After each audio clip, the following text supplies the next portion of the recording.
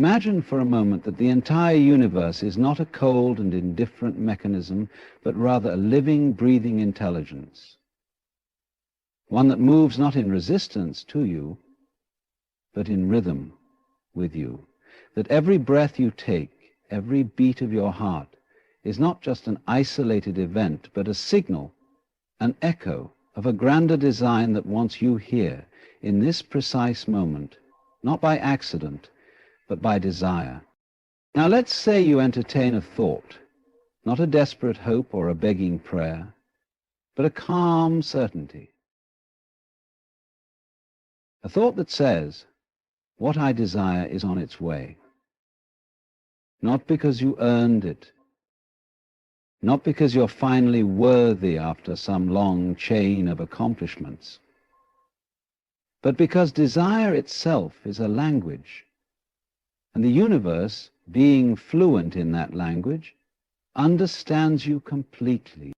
What if the moment you longed for something, truly, purely longed for it, was the moment the universe began conspiring in your favor? Not in a rush, not in chaos, but in perfect, effortless harmony. The trees do not struggle to bloom. The stars do not push themselves into place. Why, then, should your desires feel like a battle? To act as if the universe is already desirous to give you something is to shift your whole being from effort to trust. You begin to walk differently. You no longer approach the world with the posture of one who is trying to win approval or coax blessings out of a reluctant sky. Instead, you walk like one who belongs, one who knows the sun rises not just for the day, but for you, that the wind blows not just to move the trees, but to stir something deep inside of you that's been asleep too long. You start to behave as if your desire is the universe's whisper, not just your own longing, but an invitation from the cosmos to step into what's already yours. And that changes everything. You no longer ask, will it happen? But rather, am I willing to receive it? Because the universe is already leaning toward you. The moment you desired, it desired with you. Acting as if is not pretending. It's remembering. It's coming back to a truth you've somehow forgotten in the noise and dust of the world, that you are not separate from the source of all things, that the power which moves galaxies and births oceans is not foreign to you. It pulses through your veins, it shapes your thoughts, and when you align with that power, when you act as if it is for you and not against you, miracles don't feel like miracles anymore. They feel like homecoming. You don't plant a seed and then scream at the soil. You don't yank at the roots to speed the process. You water, you tend, you wait. And in that quiet knowing, you act as if the bloom is inevitable. Because in your bones, you know it is. So ask yourself, what would shift in your life if you acted as though the universe wanted to give, not withhold? If you believe that your desire is not a curse but a compass, how would you carry yourself? How would you speak, walk, love, or dare? If you understood that the entire sky was not just watching, but aching to say yes, because perhaps it is, perhaps it always was. Desire, in its purest form, is not something you conjure up out of thin air. It is not a selfish craving or an accidental whim that randomly emerges from the mind. It is rather a sacred signal, a kind of spiritual gravity that pulls you towards something the universe itself is ready to experience through you.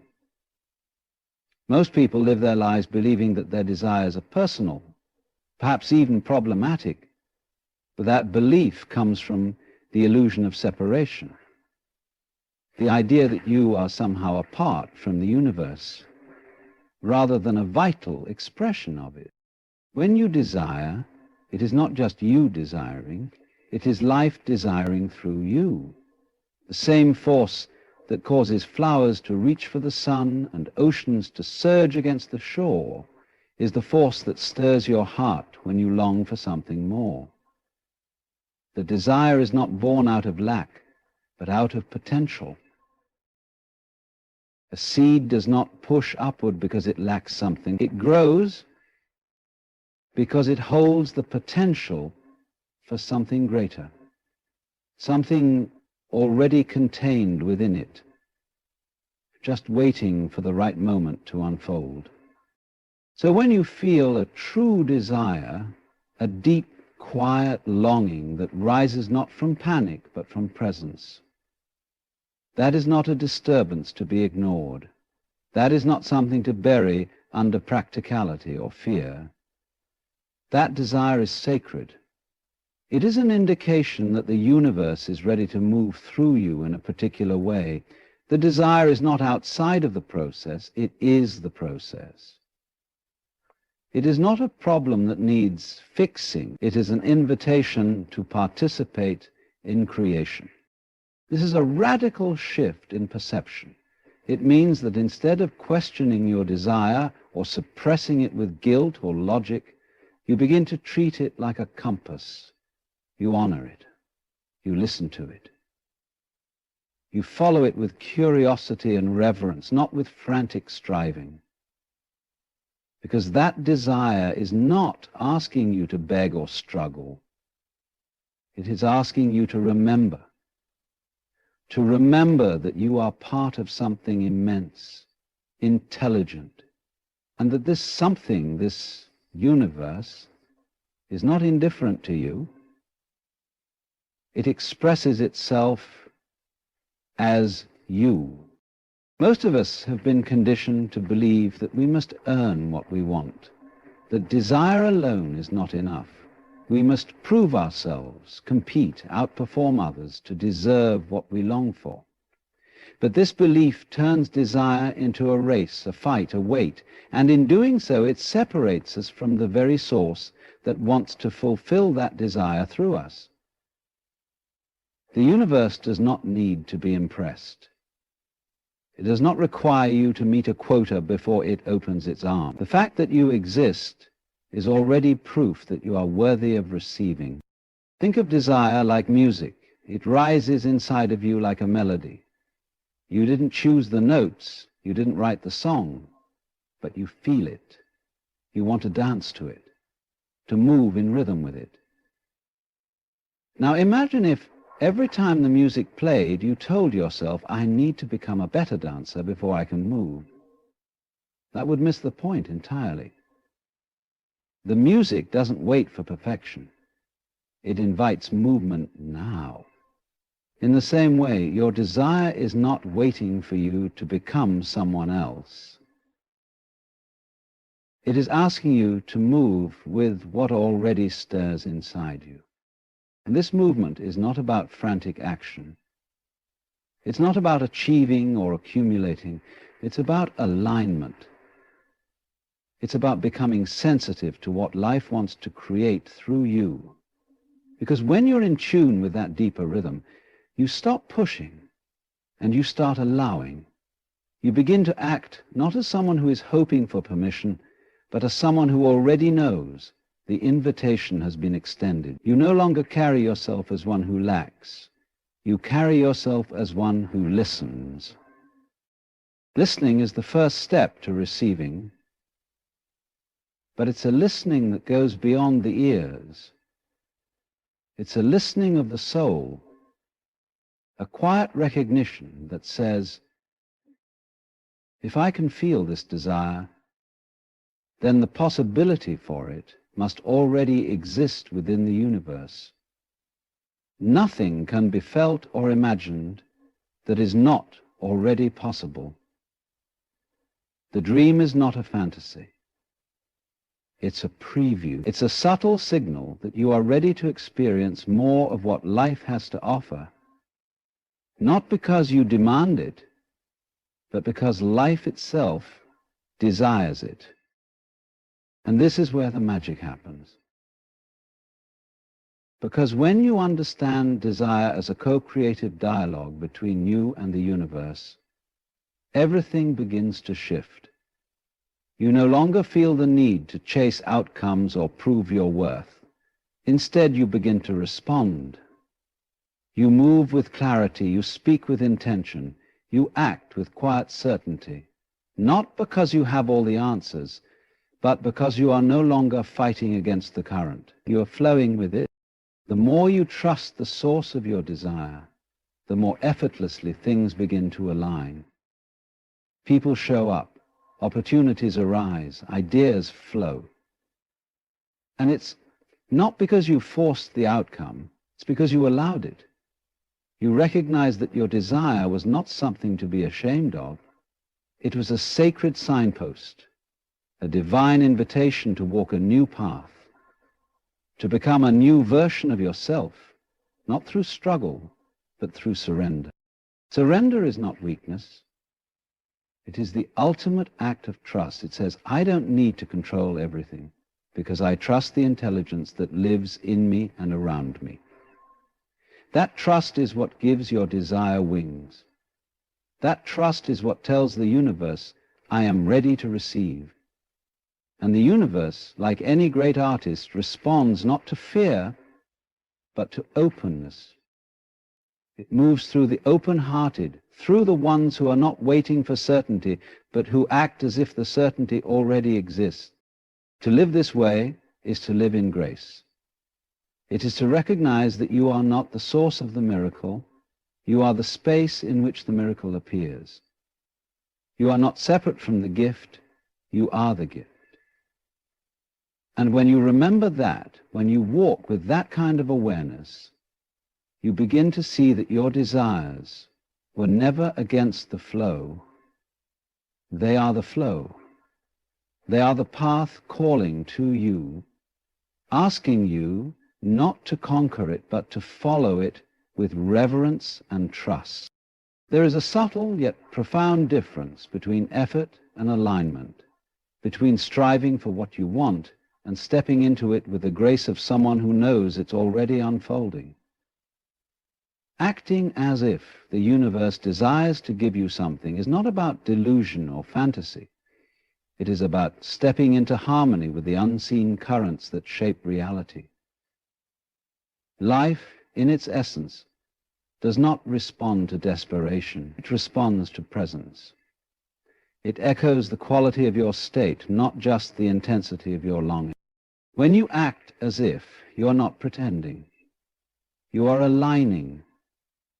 You are calibrating your behavior, your thoughts, your emotions to match the reality you believe is already forming.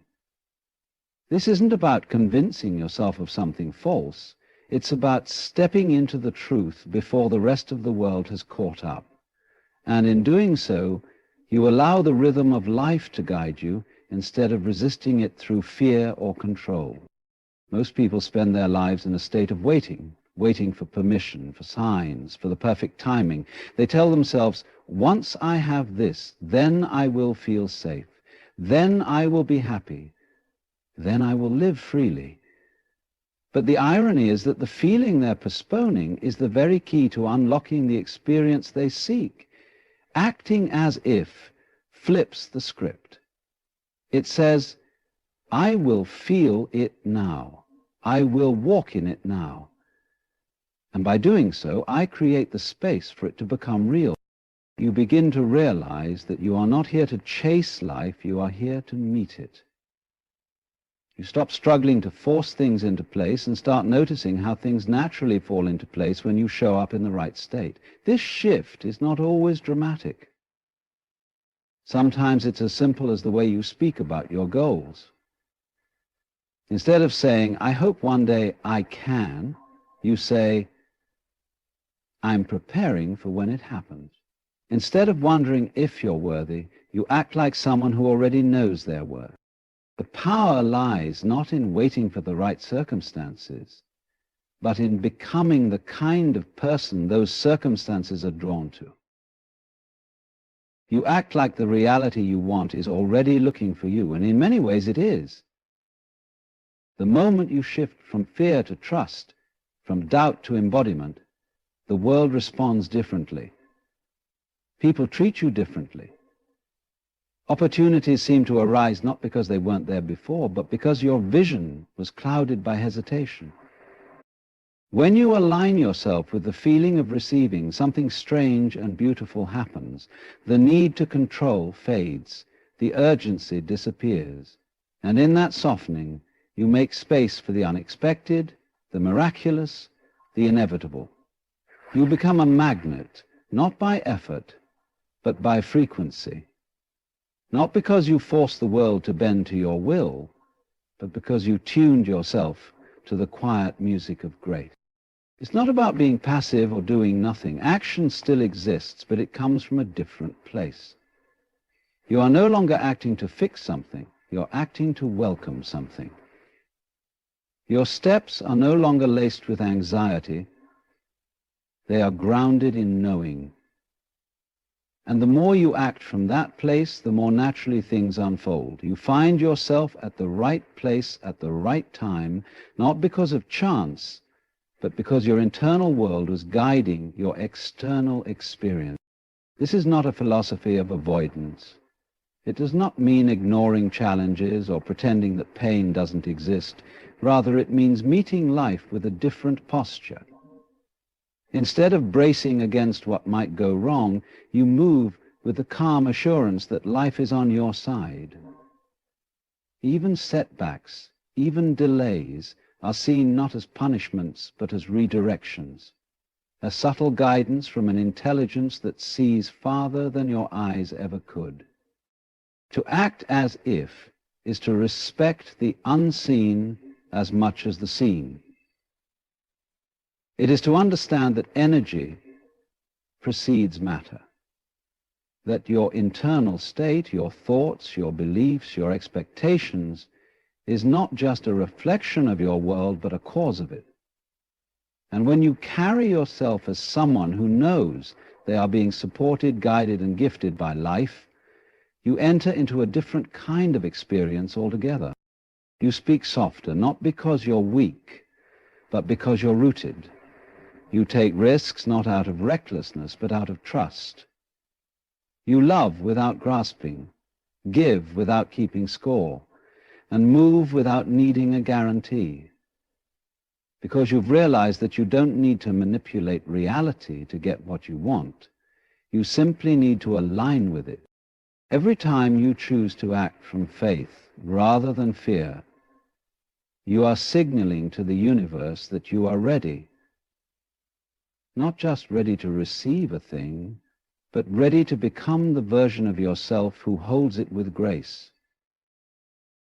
And this version of you, the one who walks in peace, who trusts the process, who doesn't shrink back when things don't move fast enough, is not someone you create from scratch. That version already exists. Acting as if is how you meet them.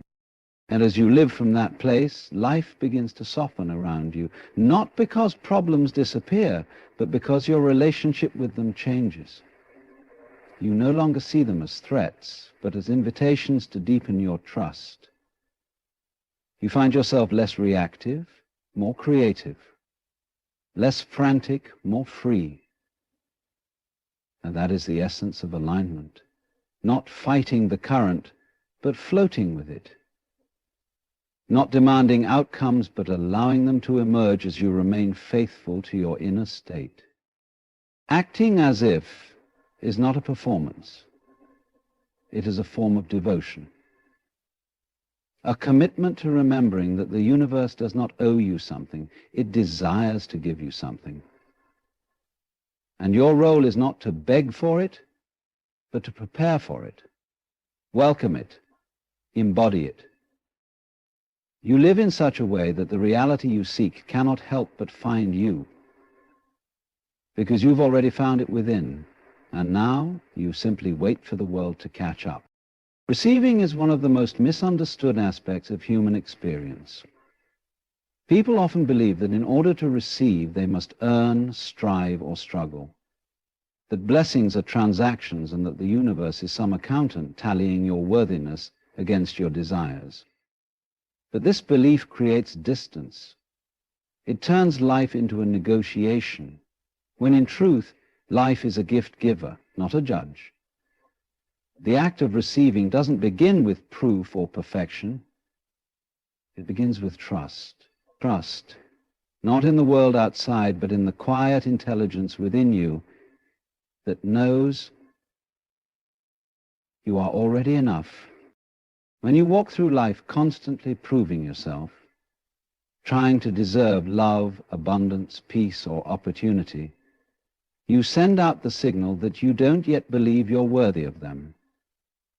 And in this state, you become blind to the very things that are trying to reach you. You delay the unfolding not because it's not ready, but because you've not yet prepared a place for it in your heart. You're too busy worrying if you're good enough, too occupied with the idea that you must do more, be more, achieve more before you can allow yourself to open your hands and say, yes, I receive. But trust is a different posture. It's not passive. It's not lazy. It is the deepest form of wisdom.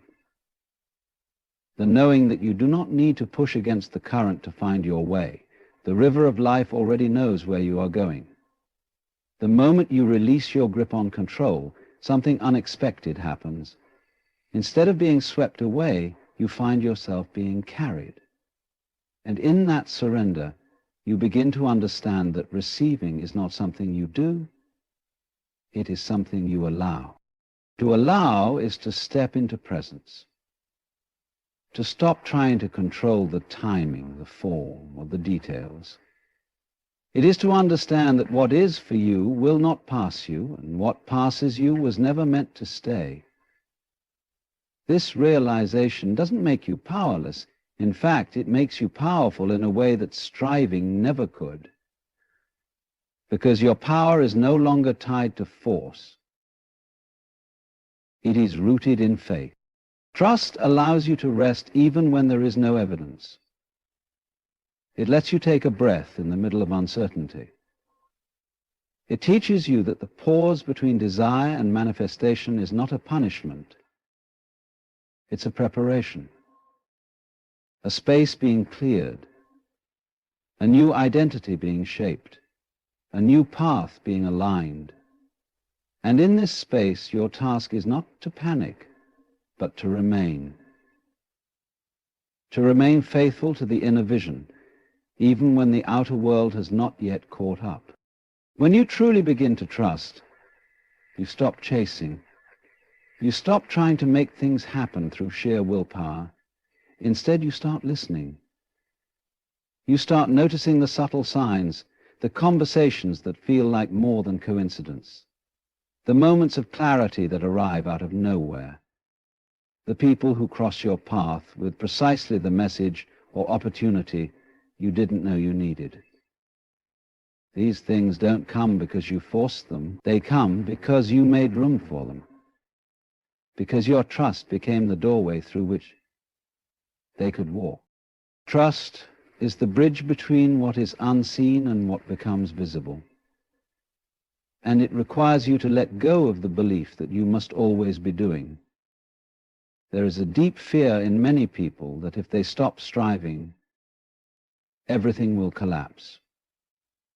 But in truth, it's often the striving itself that blocks the flow. Like a clenched fist that cannot receive a gift, a heart full of fear has no room for grace. You must first unclench. You must first breathe. This doesn't mean abandoning effort altogether. It means transforming the source of your effort. You no longer act from fear. You act from alignment, from peace, from trust. And this shifts the energy of everything you do. It turns your actions into invitations, not demands, into rituals of readiness, not cries for help. You begin to move with grace because you're no longer trying to earn. You're remembering what is already yours. You also begin to notice that the more you trust, the more generous life becomes. Not because life changes, but because your ability to receive has changed. You see doors that were always open but previously ignored, You hear wisdom in silence where before you heard only noise. You find beauty in the waiting rather than only in the outcome. And this quiet receptivity becomes your superpower. It grounds you in a world that often rushes. It centers you in a society obsessed with the hustle. It reminds you that you do not need to fight for what is divinely aligned with you. This way of being isn't flashy, it's not loud, it's not always celebrated, but it is deeply powerful.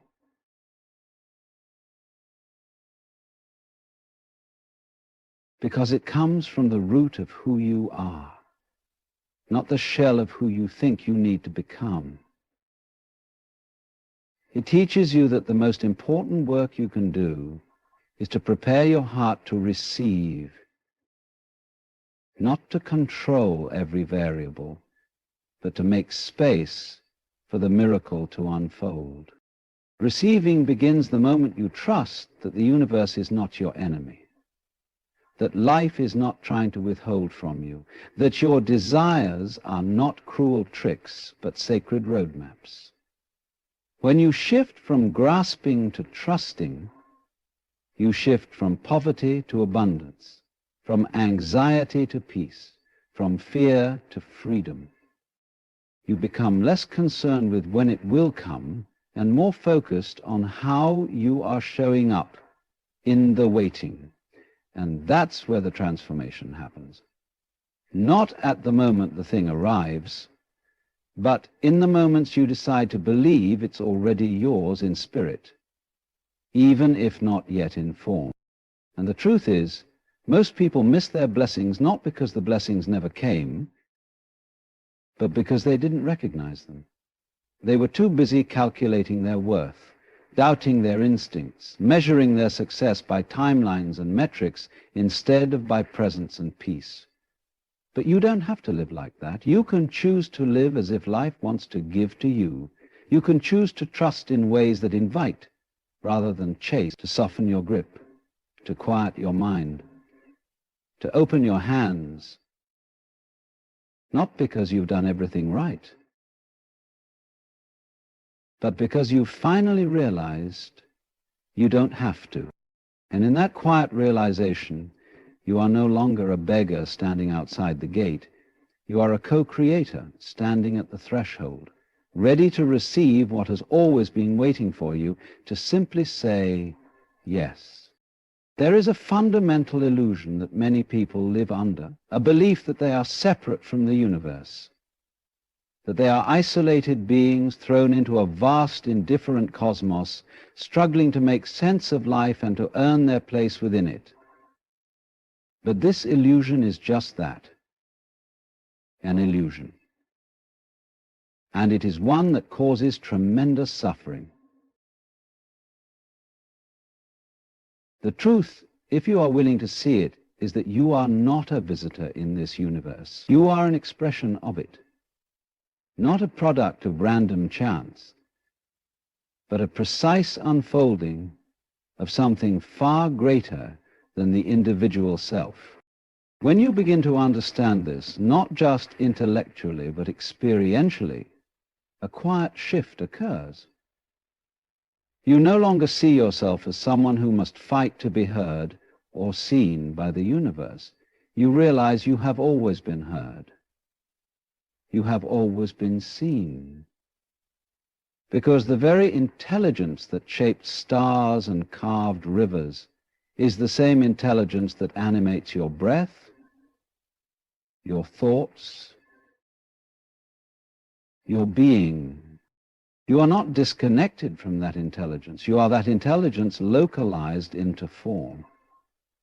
You are the wave, not separate from the ocean, but the ocean expressing itself in a unique temporary shape. And just as the wave does not need to convince the ocean to support it, you do not need to convince the universe to provide for you. You are already part of it. You are already being held by it. The idea of acting as if becomes deeply natural when you understand this, because you are not pretending, You are remembering.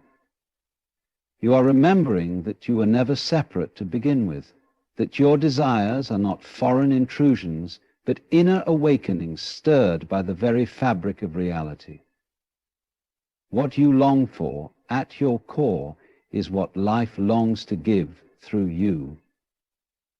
And when you embrace that truth, you stop pleading with life and start partnering with it.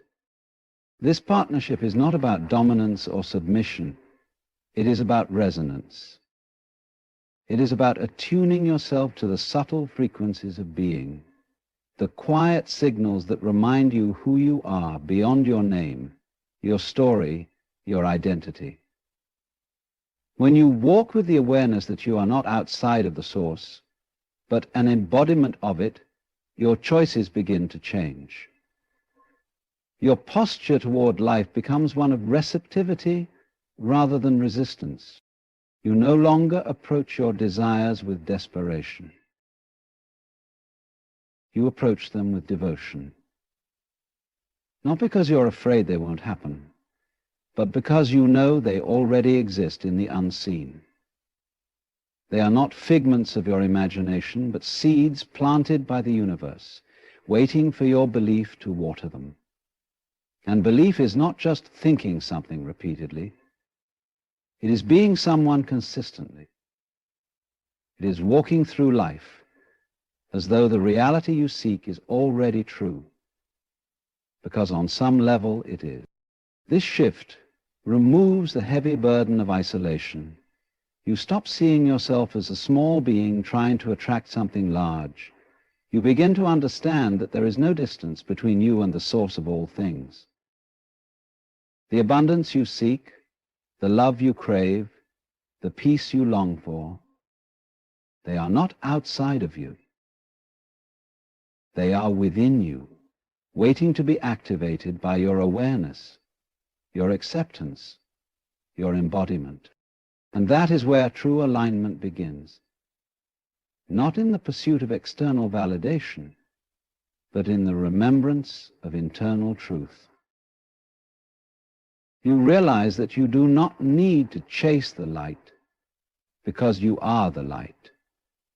You do not need to beg for support, because support is your natural state. You do not need to convince the universe to bless you, because you are already the vessel through which blessings can flow. When you live from this place, everything changes. Not necessarily the events around you, but the way you relate to them. Obstacles become invitations. Delays become sacred timing. Pain becomes a form of communication, not condemnation. You begin to read your life not as a random sequence of events, but as a carefully composed message, guiding you back to wholeness. And this message does not come from outside. It rises from within, whispered by the very essence of the universe that lives in your bones. There is no separation. That's the secret so many overlook. And when you stop believing in that separation, you stop acting like someone who has to earn their right to exist. You stop performing. You stop waiting for approval. Instead, you breathe, you listen, you act. Not from fear, but from knowing. From the awareness that your desires are sacred and your being is enough. You begin to move differently through the world. You speak with a calm authority, not because you have all the answers, but because you are no longer seeking permission to be who you are. You give without fear of depletion. You create without fear of judgment. You receive without fear of loss. Because you are rooted in the understanding that life is not something happening to you. This is not arrogance. This is not delusion. This is humility in its truest form. The humility to recognize that you are part of something vast and beautiful, and that your role in it is not to control, but to contribute. To allow yourself to be the space through which the universe experiences itself in a new way. And when you honor that role, when you act from that space, miracles do not feel like miracles anymore. They feel natural, they feel inevitable, because you have stopped resisting the flow and started becoming it. You don't ask if the universe is listening. You know that it is. You don't wonder if your desire matters. You know that it does, because your desire is not noise. It is signal. It is life calling itself forward through you. And the moment you act as if that is true, the moment you stop waiting and start embodying, you find that the universe meets you, not as a stranger, but as a friend who has been walking beside you all along, just waiting for you to remember who you are. Certainty is not the absence of doubt, it is the quiet strength that lives beneath it. It's not loud, not dramatic, not always visible, but it has weight. It shapes the way you walk, the way you speak, the way you carry yourself. And when you begin to live with the kind of certainty that comes from within, the world around you responds. It's not because your certainty changes the universe, it's because it finally allows you to see what's been waiting for you all along. To live as if what you desire is already forming is not a game of make-believe. It's not pretending, it's not fooling yourself. It's a recognition of how creation truly works. The reality you want does not show up first in the external world.